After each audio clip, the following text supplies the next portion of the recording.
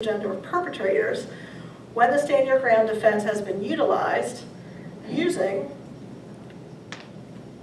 quantitative and qualitative methodologies.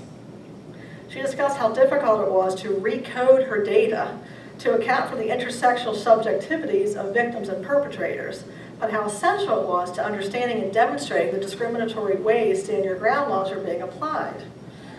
Some states like South Carolina even seem to have on the books laws that deny the right of women victims of intimate partner violence to stand their ground against perpetrators in their own homes. Spouses that they may even have orders of protection against, like in the case of Marissa Alexander, who shot a gun into the ceiling, a warning signal because her baby was asleep and her estranged husband, who she had an order of protection against, came into her home. She spent 3 years in prison. No one got hurt, right? And we compare that to states like Florida, where George Zimmerman has a right to stand his ground in a public place after getting out of his car to approach a stranger after police dispatchers told him, no, you don't need to do that, right? You can be safe in your pickup. Allie's research is more original due to her adoption of an intersectional methodological framework. And her research and other intersectional research like it may be able to make an impact on changing discriminatory and unjust laws as well as their applications, just like the two I just gave as an example. My second example of how we can change the world as teachers and professors is more of a personal nature. I have students coming to my office who suffer from tremendous anxiety and depression because they identify as part of the LGBTQ community, and they have been raised in religious families, churches, and schools that do not allow them to be who they are. Literally, their mom may be principal at a school where you, quote, cannot graduate if you are gay, or their dad may teach at a university that does not support the rights of LGBTQ students.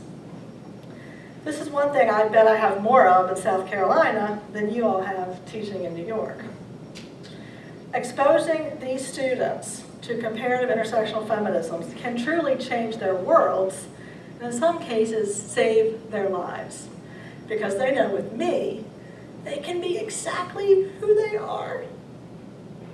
And in my classes, they can be exactly who they are. And it's huge. It's huge. And that's what Lenny and Ken, Francis and Hester and Kathy and all my professors did for me at CUNY. You taught me to change the world. You taught me how to be a scholar activist, how to do political science the new political science way, how to make the study of politics relevant to the struggle for a better world. As political scientists, we are trained to study power. When my dissertation sponsor and readers supported me to pursue the topic I wanted to pursue for my dissertation, they empowered me in my life's work.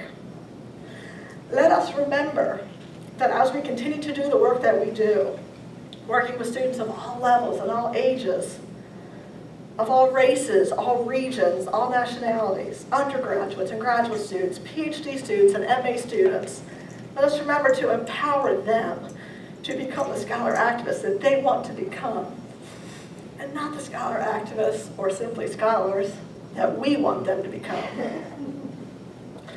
Thank you, five not here, Kathy, for modeling for me the way to truly do political science and how to allow others in a methodologically pluralist way to do political science the way they want to do it. Thank you all very much.